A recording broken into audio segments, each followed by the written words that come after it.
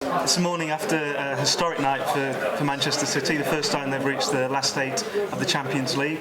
But Stu, it was bittersweet, wasn't it? It was. The fact that Vincent Kompany was injured after 6 minutes, recurrence of his calf injury, and he's going to be out for most of the rest of the season. Nicholas Otamendi also went off. His injury doesn't look as bad. In fact, they're talking about him possibly being fit for the derby on Sunday. So yeah, those two things, and Kompany's injury particularly really took the edge off the night. We've seen, haven't we, that City are a completely different side without Vincent Kompany. And with so many important games between now and the end of the season, this is it's a massive blow, isn't it? Yeah, it's a big blow, but Otamendi being fit for the derby would be significant, and Sanya's fit, so the dreaded pairing of Mangala and Demichelis don't look like they need to be aired. I think it was within about minutes of Kompany going off, even before Otamendi. Fans were tweeting, United are going to be relishing this, they're going to love it. But the problem is, of course, United don't have any strikers who score any goals anyway, do they?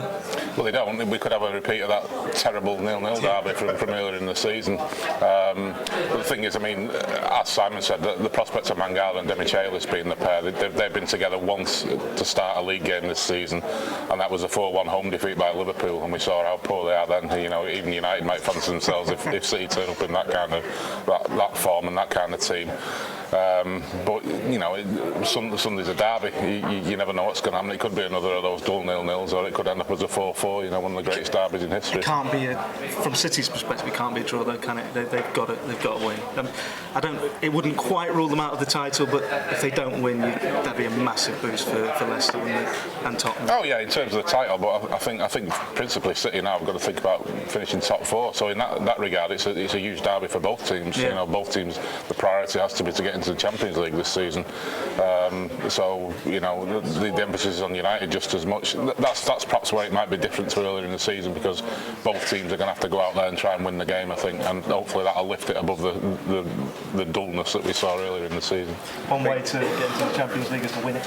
Well, yeah, I mean, the big priority for City, or one of them certainly, has been the Champions League. They chose that over the FA Cup. I think that's where you might see Kompany's absence felt more than the derby against the United team, who never shoot at goal. You know, one thing you need to move through in Europe is defensive stability, and City aren't going to have as much of it without Kompany. They're not very stable with Kompany, because since he's come back for his latest... Clean sheet last night. That is true, yeah. But I think anyone could have kept a clean sheet against that forward line. Kiev were about as bad as I've seen this season. But I mean, there's certainly teams that City would fancy in the quarters, but they're going to need to be well organised against anyone. What do we reckon for the derby then? Predictions?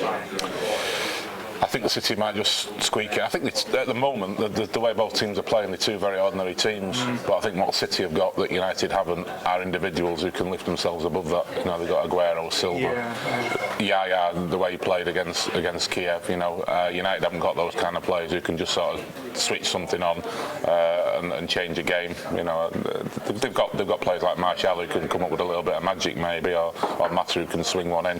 But I think the City have got those certain individuals who might just win the game for them. That's it, isn't it? Game changers. You look at that United team, you start thinking who could actually win it for them. There's not really anyone who stands out, is there? No, and certainly no one on the level of Sergio Aguero, who loves the derby. But I think it'll be tight. There won't be many goals in it at all. No, I agree. I could see a draw. Probably another goalless one as well. I think 1-0 City maybe. Aguero with a winner in the 74th minute. Do you want any more?